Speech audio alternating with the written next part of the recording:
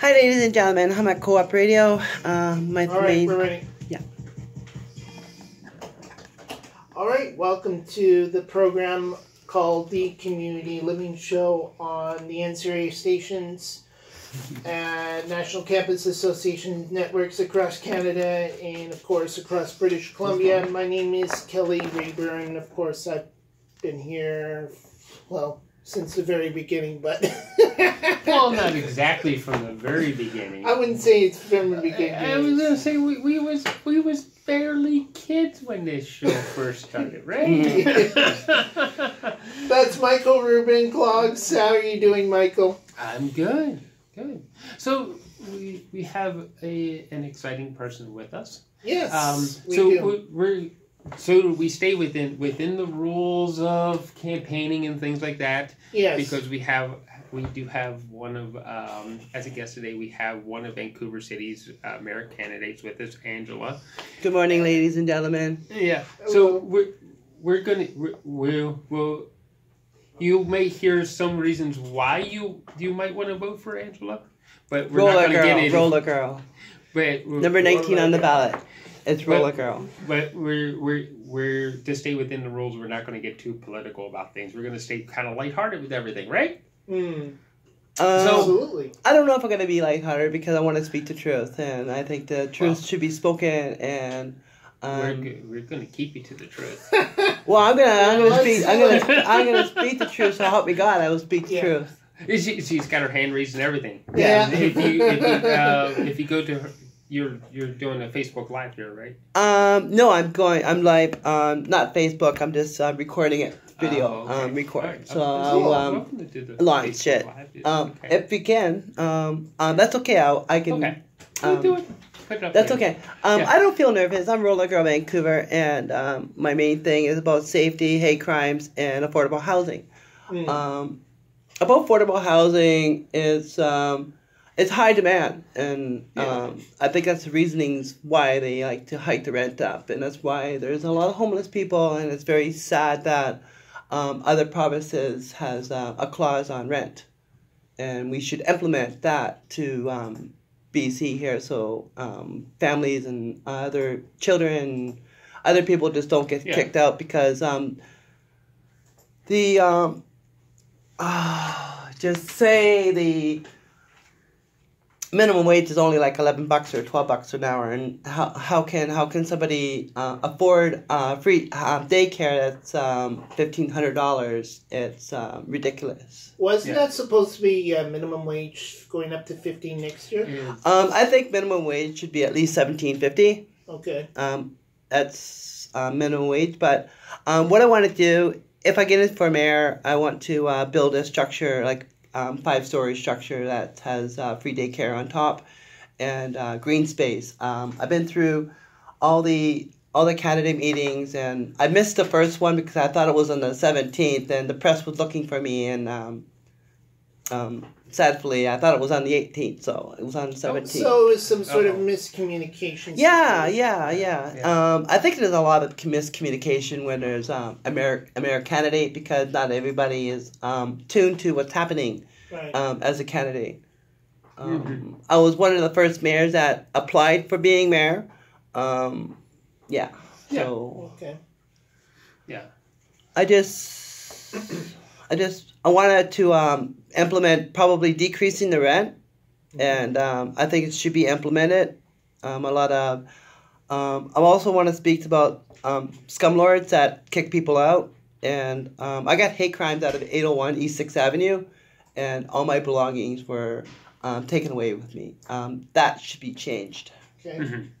That's not fair. Stealing somebody's property that we earned throughout the years. I had $30,000 in coins. I had like hockey cards, and I had a lot of stuff that it's irreplaceable. But that's just things. That's not my life. Right. So let's get to that. What got you to this point? What in your life actually got you to where you are right now? I'm just sick and tired of families getting kicked out of Vancouver, and I'm also sick and tired of me getting hate crimed by the residents in 801 East 6th Avenue, and to the manager, she said she would stick up for me, but she didn't really do that. She treated me very, very low, and didn't really stick up for me. My mailbox got broken into, my mail got stolen, and I don't know. That's a safety thing. What about you makes you the victim of the hate crime?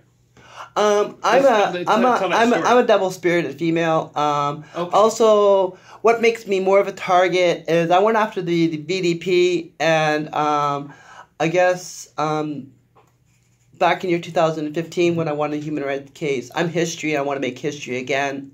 Please repeat me to be mayor so I can be history again. I have a sort of a cold here, so that's why my voice is sort of croggy. The reasoning why I'm running for mayor is just I'm sick and tired of just people getting run out of town, and that's not fair. That's one way of the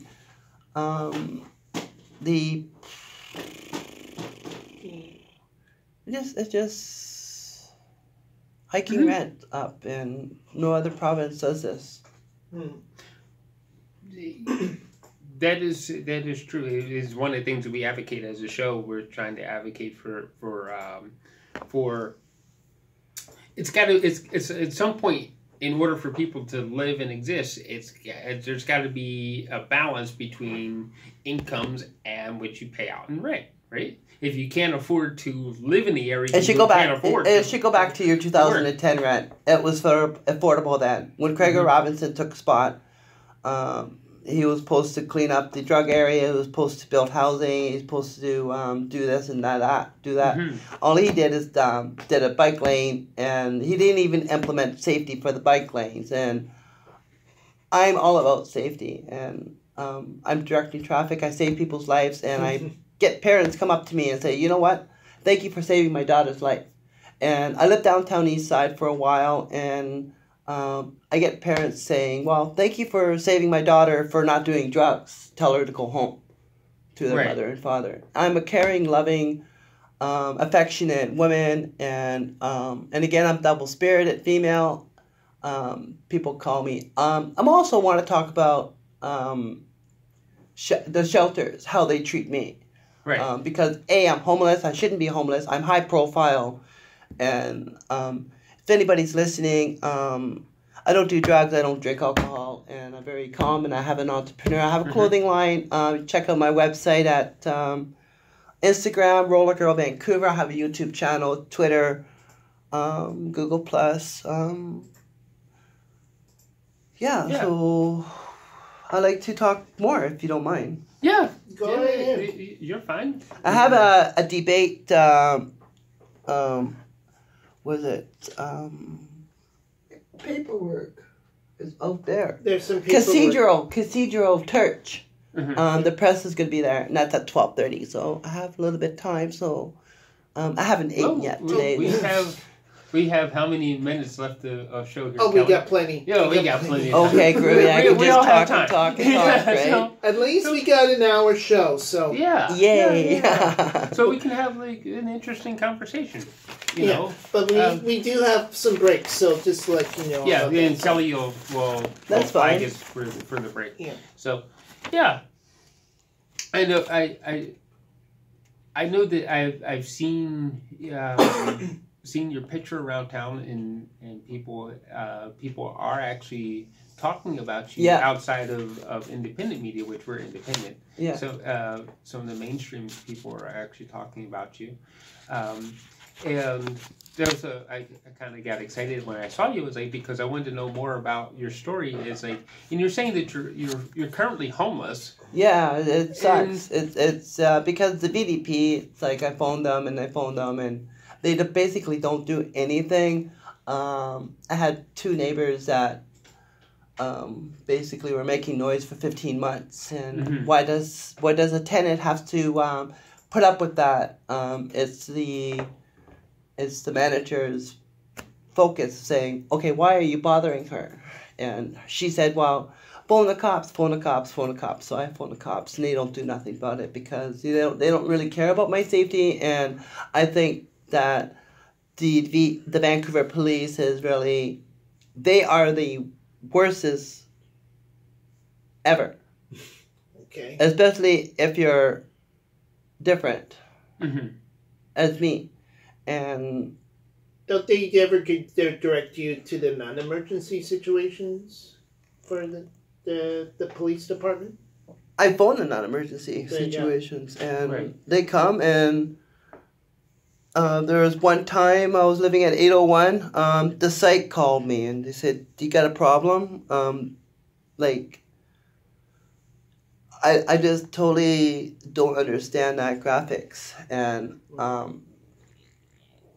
again, I'm just telling the truth, and I'm like, really, I like your heels. Thank you. I don't wear what heels. Was it, what was going on? Why were people making noise? They were Just banging to- the just to- wall, just to- harassing me, just calling harass- me okay. he, she, and calling me like all kinds of derogatory names. They're spreading hate crimes towards me out in the public, and But it was kind of like a rude comment type situation. it was Yeah. brutalizing. There was about 15 of them at the 801 East 6th Avenue, and it was terrorizing for me. And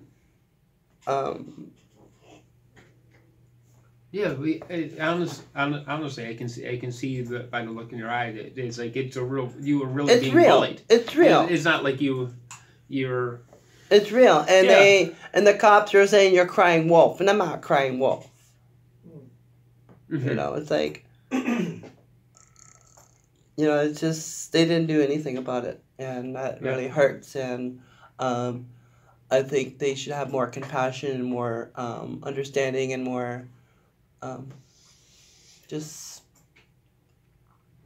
as a Right. police officer, they should be directing traffic like me. Long time ago, I broke my ankle. I'm an ex-roofer. And after I broke my ankle and I was in the hospital, I wasn't on a cast and I was directing traffic because I wanted to do something for me. Mhm. And because I wanted to be worthy. And now I become roller girl, and now I have my own clothing, and Right. more and more people that knows I have a clothing line, they will support me and say, "Hey, roller girl, you mean something to us." And you're Right. also on Time as well. Yeah, I was on Teletime. I wish that show will come back, but Actually, they're coming back in November. excellent. That's what I heard. So, Cool. So, what's his name? Paul Anthony. Yeah, Paul Anthony, if you're listening, He was I'm a- Roller Girl. I just want to be on your show again. It's been a few years. Yeah. He was on the show here too. So just Excellent. Yes, yeah. He's no stranger to our show too. So I've been waiting a long time for you guys to call me and to interview me. I've been waiting a long time for a lot of people in the public that knows I'm a politician, knows that I stand up for people. And there was one lady a couple of weeks ago or a week and a half ago or something like that. She said, "Roller Girl, you were talking to the table." And I asked her and I said, I got a clothing line. How much? $40. And she said, "Well, I'll bring you the money." At that day, I only had a few hours, like 3.5 hours. So I was like, after 3.5 hours, you're sort of traumatized if you're homeless and you're getting woken up by people that you don't want to be disturbed, because sleeping is really, it has a lot to do with mentalness and right. 8 hours. I'm if I have a place, I'm in bed by 9 o'clock. Right. Maybe the latest 11. But So you're not exactly the all night party animal. No. No, not at all, huh? No, I've never been. I just, alcohol is poison. I think it's my friends drink, and I told them, that you're gonna do more damage to your body, and because my uncle, he had kidney problems, and he died from kidney failure because he was drinking. And Well, yeah. I don't like the hangover. I don't like the effect of it, and I smoke the odd pot joint. So what? I'm dealing with chronic pain. I'm dealing with 2 separated shoulders. I'm dealing with